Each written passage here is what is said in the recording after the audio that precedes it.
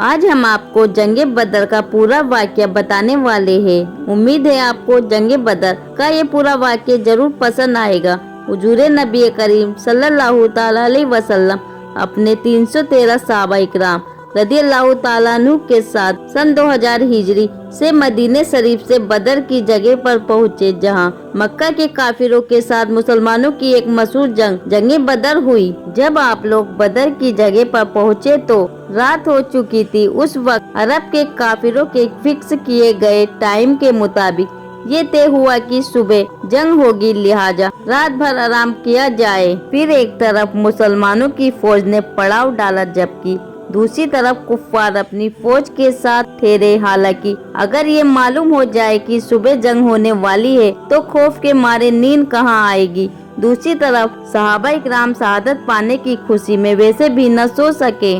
صبح نہ جانے کس کس کی قسمت میں شہید ہونا لکھا ہے۔ ادھر اللہ تعالیٰ کی قدرت کامنا سے کفار ڈر کے مارے سو نہ سکے۔ صبح ہوئی، حضور نبی کریم صلی اللہ تعالی علیہ وسلم نے نماز فرض کی امامت فرمائی اور سارے صحابہ اکرام رضی اللہ تعالی عنہ نے جماعت سے نماز ادا کی۔ نماز کے بعد نبی کریم صلی اللہ تعالی علیہ وسلم نے سب سے کہا، اگر ایسا ہو جائے اللہ رب العزت کی جانب سے 1000 فرشتے تمہیں جنگ میں ساتھ دے تو کیسا رہے گا؟ یہ سن کر صحابہ اکرام خوشی کے مارے جھوم اٹھے۔ رسول اللہ صلی اللہ تعالی علیہ وسلم نے پھر سے فرمایا، اگر 3000 فرشتے آ جائے تو کیسا رہے گا؟ ایک بار پھر صحابہ خوشی سے جھوم اٹھے۔ پھر آخر رسول پاک صلی اللہ تعالی علیہ وسلم نے فرمایا کہ اگر 5000 فرشتے آ جائے تو کیسا رہے گا؟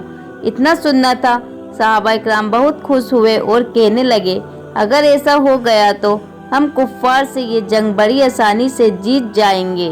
قربان جائے سرکار دو عالم حضرت محمد مصطفیٰ صلی اللہ تعالی علیہ وسلم پر کہ اس وقت اللہ رب العزت نے فرشتے بھیجنے کا ارادہ نہیں فرمایا تھا، لیکن جب حضور نبی کریم صلی اللہ تعالی علیہ وسلم نے فرما دیا تو اللہ تعالیٰ نے اپنے حبیب کے لیے فرشتوں کی فوج بھیج دی۔ فرشتوں کی تعداد کو لے کر الگ الگ فتویٰ بھی جاری کیے گئے ہیں اور کئی الگ الگ تعداد کا ذکر بھی کیا جاتا ہے۔ ایسے میں ہمیں جتنا معلوم تھا ہم نے آپ کو بتا دیا۔ اگر آپ کو اس میں کوئی غلطی نظر آتی ہے تو کمنٹ باکس میں ضرور لکھیے گا۔ ادھر جب جنگیں شروع ہوئی تو اللہ تعالیٰ نے فرشتوں کو حکم دیا کہ جاؤ اور بدر کے جنگ میں صحابہ اکرام کا ساتھ دو اور ایسے جانا کہ تمہارے ہاتھوں میں تیر اور تلوار ہو، جنگی لباس میں جانا۔ اللہ تعالیٰ کا حکم پاتے ہی فرشتوں کی جماعت حضرت جبرائیل علیہ السلام کی قیادت میں میدان بدر میں آ گئے اور اس جنگ میں صحابہ اکرام کا ساتھ دیا۔ یہ جنگ مسلمانوں نے فرشتوں کی مدد سے آسانی سے جیت لی۔ اس جنگ میں کافروں کے 70 لوگ مارے گئے، جس سے ان کی فوج کی کمر ٹوٹ گئی اور 70 کافروں کو قیدی بنا لیا گیا۔ پھر جب قیدیوں کو سامنے لایا گیا تو نبی کریم صلی اللہ تعالی علیہ وسلم نے صحابہ اکرام سے پوچھا کہ ان کے ساتھ کیا کیا جائے۔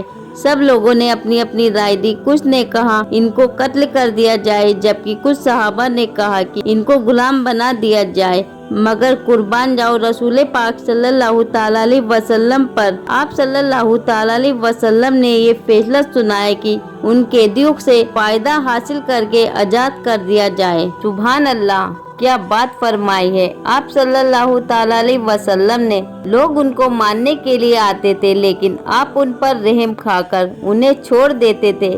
جنگ ختم ہونے کے بعد سارے فرشتے واپس لوٹ گئے اور آپ صلی اللہ تعالی علیہ وسلم نے نماز پڑھائی۔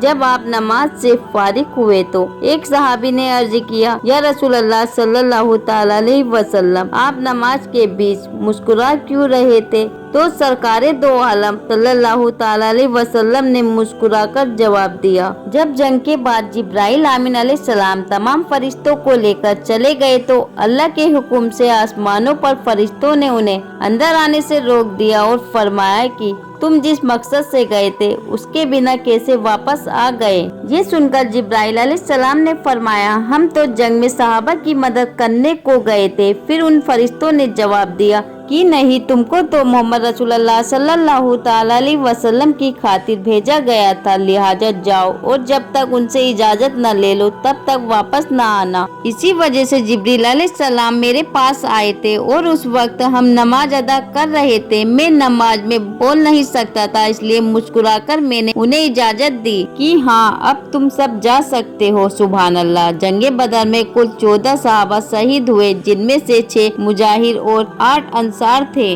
मुजाहिरीन के नाम ये है: हजरत उबैदा बिन अल बारिस, हजरत उमैर बिन अबी बक्कास, हजरत उमैर बिन अब्द उमरू, हजरत आकिल बिन अबी बकीर, हजरत मौजा, हजरत सफ़ान बिन बेजा। 4 सहाबा के नाम ये है: हजरत साहब बिन खुसीमा, फासिर बिन अब्दुल मुंजीर, हरीसा बिन सुराका, हाउन बिन उफरा, हजरत उमैर बिन हम्माम, हजरत राफिया बिन वल्ला, हजरत ओब बिन कुफरा, हजरत यजीद बिन हारिस रदियल्लाहु ताला अलैहिम अजमाइन। इन शोहदाए बदर में से 13,000 मैदान बदर में दफन हुए, मगर हजरत उबैद बिन हारिस रदियल्लाहु ताला अन्हु बदर की वापसी पर मंजिले सफरा में वफात पाई, इसलिए उनकी कब्र मुबारक मंजिले सफरा में है। अल्लाह रब्बुल इज्जत कुरान में इरशाद फरमाता है, जो खुदा की राह में मारे गए उन्हें मुर्दा न कहो, बल्कि वो जिंदा है, लेकिन तुम्हें खबर नहीं। पारा 2 सूरह बकरा आयत नंबर 154। और जो अल्लाह की राह में मारे गए हरगिज उन्हें मुर्दा न ख्याल करना, बल्कि वो अपने रब के पास जिंदा है, रोजी पाते हैं।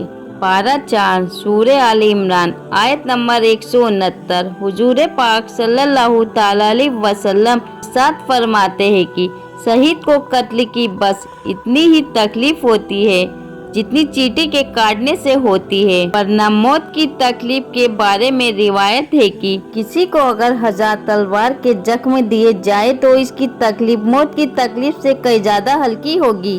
और अल्लाह के यहाँ उसे 6 इनामात दिए जाते हैं। नंबर 1, उसके खून का पहला कतरा जमीन पर गिरने से पहले बख्श दिया जाता है और उसकी रूह को फौरन जन्नत में ठिकाना मिलता है। नंबर 2, कब्र के अजाब से महफूज हो जाता है। नंबर 3, उसे जहन्नुम से रिहाई मिल जाती है। नंबर 4, उसके सर पर इज्जत का ताज रखा जाता है। नंबर 5, उसके निकाह में बड़ी बड़ी आंखों वाली 72 हूरें दी जाएंगी। नंबर 6, उसके खानदान के 70 लोगों के हक में उसकी शफाअत कबूल की जाएगी। आइए जानते हैं जंगे बदर में मुसलमानों के पास क्या क्या सामान था। सिर्फ 313 लोग थे, 70 ऊंट थे, 3 घोड़े थे, 8 तलवार, 6 जेरा थे। और काफिरों की फौज के पास क्या क्या सामान थे, अब आइए ये देखते हैं। वो 1000 लोग थे, 700 ऊंट थे, 100 घोड़े थे, 950 तलवार और 950 जेरा थे। काफिरों की फौज के पास खाने पीने की चीजों की कोई कमी नहीं थी। रोजाना 11 ऊंट जिबा करके खाते थे। जब वो किसी पानी के किनारे पड़ाव करते तो खेमे लगाते थे। उनके साथ गाने वाली तवाइफ भी थी। इस्लामी लश्कर के पास खाने पीने का सामान नहीं था। किसी के पास 7 तो किसी के पास 2 खजूरें थी। मुसलमानों के पास एक भी खेमा नहीं था। सहाबा इकराम ने खजूर के पत्तों को और टहनियों से एक झोपड़ी तैयार करके हुजूर अक़दस नबी करीम सल्लल्लाहु ताला अलैहि वसल्लम को उसमें ठहराया था। आज उस जगह पर मस्जिद बनी हुई है। कुफ्फार की फौज से 70 आदमी कैद किए गए और 70 आदमी कत्ल हुए, जिनमें अबू जहल भी शामिल था। इस्लामिक लश्कर से 14 सहाबी शहीद हुए और मुसलमानों की जीत हासिल हुई। हमने आपको जंगे बदर का वाकया आसान तरीके से बता दिया, लेकिन जंगे बदर का वाकया सुनने या खुश होने के लिए नहीं, बल्कि हमें इससे सीखना चाहिए। आप गौर कीजिए, आज हमारे पास सब कुछ है। अल्लाह के फजल से किसी भी चीज की कमी नहीं है, फिर भी मुसलमान को हर जगह सताया जा रहा है, मारा काटा जा रहा है, मुसलमान के घरों को जलाया जा रहा है।